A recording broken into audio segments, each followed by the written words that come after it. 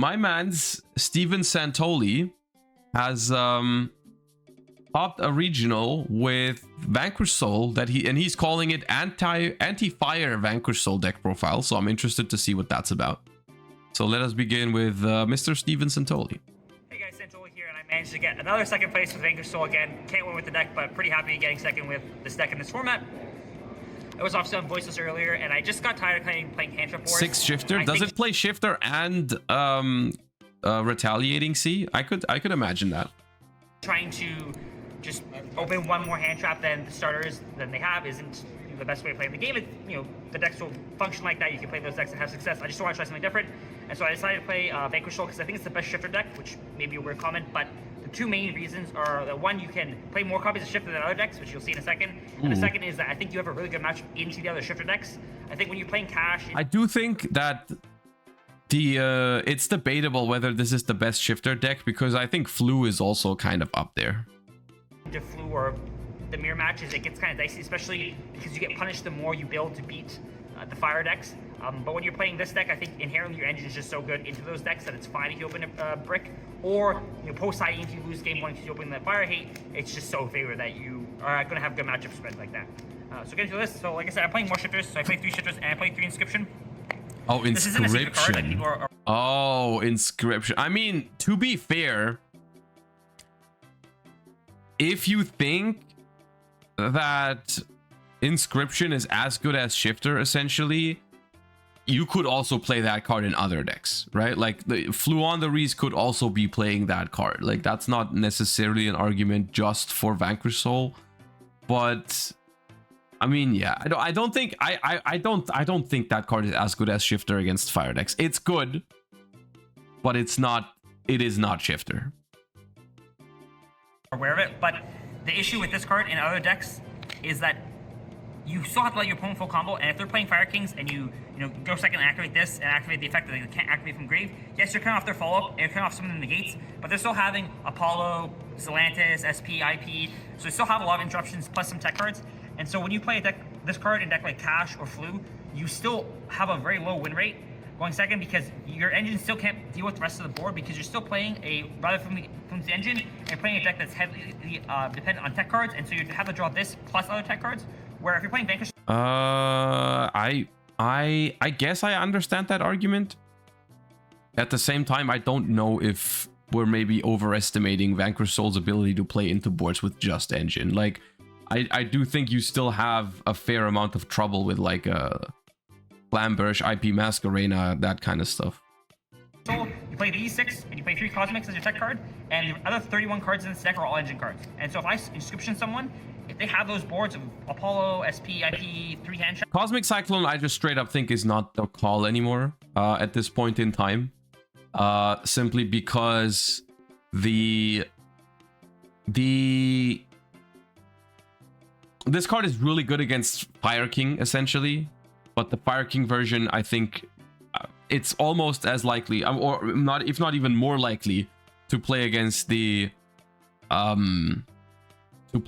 pure version. And the pure version, this card is just not good against. You're still breaking them a lot of the time, especially because you only need to break and you don't need to worry about the fault because inscription answers it. And so just how well this deck used inscription was the reason I played it. It's just the only shifter deck I think that actually. I mean, against Fire King it works. You just activate inscription, activate Cosmic, blow up their board, and like you're good to go, right? That's easy clap. But like against pure, this card just basically is a blank in your hand, essentially going second, unless they set an imperm, which is like that's the best deal you're getting out of it. Strong engine to push through boards. So 3 of these.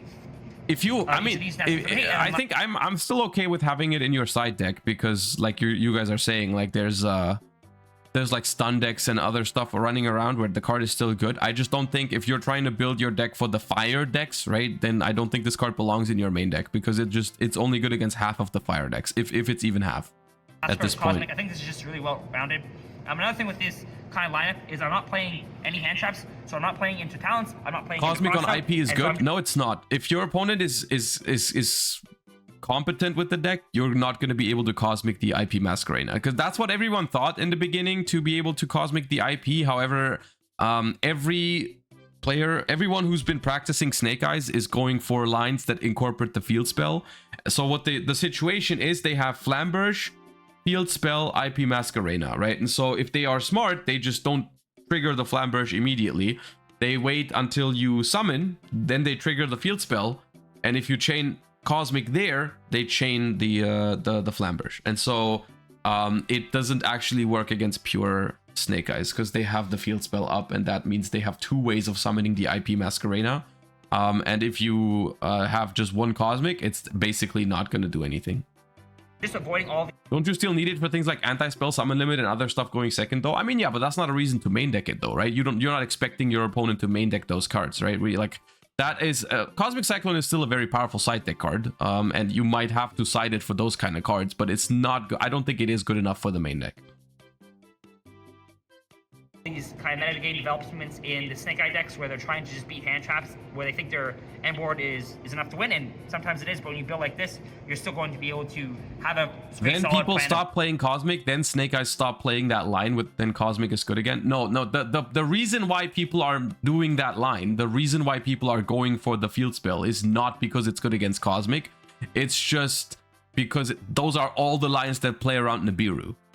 And so your opponent, like, they just happen to also beat Cosmic Cyclone. That's just a nice bonus side effect that if you have the Field Spell, you don't have to worry about Cosmic Cyclone. But, like, I don't think people are going to stop going for that line. I think the Field Spell lines are here to stay, I'm pretty sure. Going second, where now I only have to draw 1d6 to go second, but I'm not having to draw 3 copies of one of my 20 hand traps. I think Cosmic also has good coverage into Blue and Voices of the decks. And like I said, 31 engine cards, 3 Raisin, double Xiaolong. This should be a 2. You always need to play 2 because you need to be able to search a second fire. I don't play 3 because it's not an extended hand traps. It's only good when you actually... Okay, wait. So this is it. We have 31 engine cards now, which first of all, I want to see what the engine cards are. But, I mean... Anti-Fire Vanquish Soul, and then it just has 3 Shifter, 3 Inscription. Those cards are powerful. The Cosmics I don't like I said before, but okay. She played double Madla, 1 Pantera, and then the other kind of spicy card, not cards, but ratios is 3 Borger and 3 Caesar. So the reason that you max out them now is because everyone's on like 6 to 9 Veilers. Like people are playing Mourners and Veilers and Imperms, and I just never want those cards to resolve.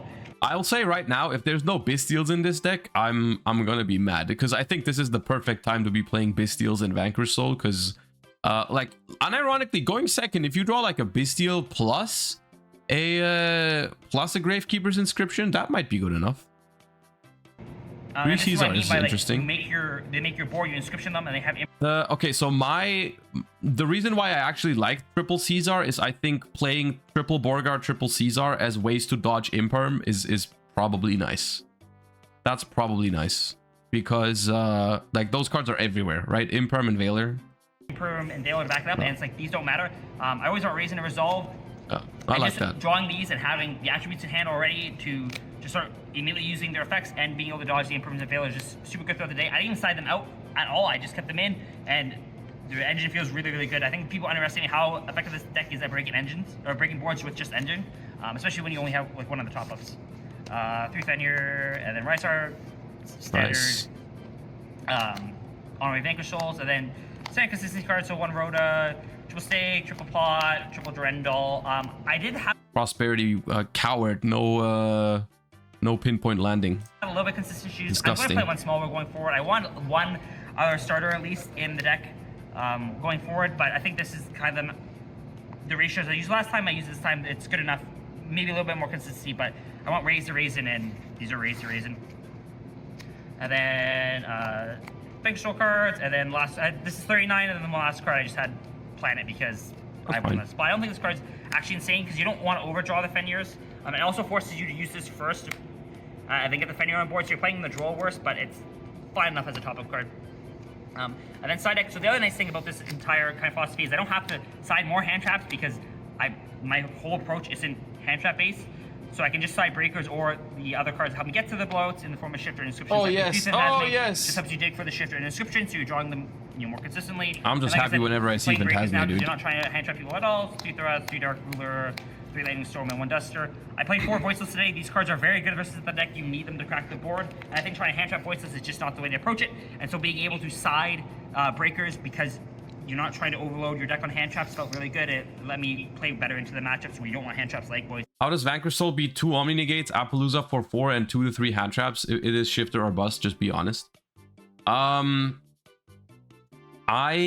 me, this deck looks like he was expecting and testing mostly versus Fire King Snake Eye, which unironically this version seems okay against Fire King Snake Eye.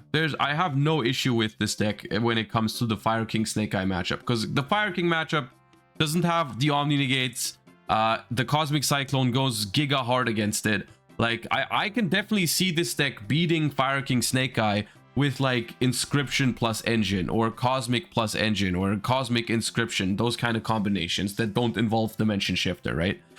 I can see that.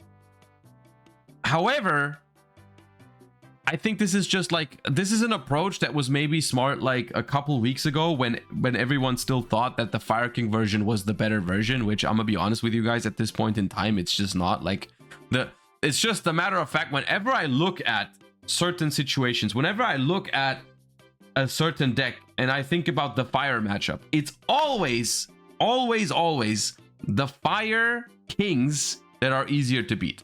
Always. Right? It's always I'm always hoping, oh, please don't summon Jet Synchron on me right now, because if you do, I lose. This deck is probably good against the Fire King version, but not against the pure Snake Eye. I don't think this is good against pure Snake Eyes. This is Cash, Flu, etc. My last card is just to go first card. Decided to be 3 Only good thing about Fire King is carrying to dodge Imperm. No, the problem, you know what the problem is that I do understand why people like the Fire King deck more, because the Fire King deck is 100% more fun, more interactive, and feels more rewarding when you play it, because it's like, that is where it's at. I wish it was better.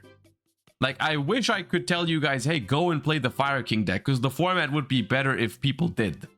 But the pure Snake Eye deck is just more efficient, more like it's yeah, I don't know, it's and sometimes I think I have the same issue sometimes, but I think people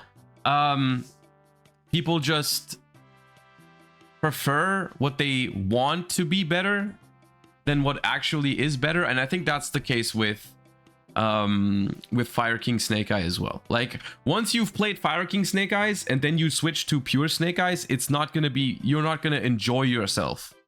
You don't want it to be better. You want to go back to the Fire King, and that is just unfortunate, because I don't think it is better in most aspects. The pure deck just does it better. You know, you have more room for non-engine, you have a better end board, your grind game is still completely crazy. If you really want to have cards that help you dodge Imperm and Veiler, which is the only thing that like Kirin offers to the deck, you might as well just play Crossout in it, or Lullaby. And the pure deck is just more efficient. It's less fun, it's more streamlined, but it's more efficient. You shouldn't main this, because the whole, again, you don't want to play in talents, you don't want to play into Crossout. And it's also, as you can tell from all of these deck profiles and all of these thoughts that we're talking about, it's also way harder to beat. That was me for 1 week at start of the format. I wanted Fire King to be better. Yeah, I know. You were also in here. We were talking about that. I know. I remember. It's and I get that. I do get that. I'm like that a lot of the times too. A lot of the times I try to make a certain deck work because I think it's better, or I think it's cooler and more fun and all that. I want it to be better so bad. The reality of things is, the first week of Snake Eye release, I already had a gut feeling. We were testing Snake Eyes with like 18 hand traps on stream, and I already had the gut feeling that like that's gonna be what ends up being the deck, right? And it's just I didn't want it to be that way, but yeah.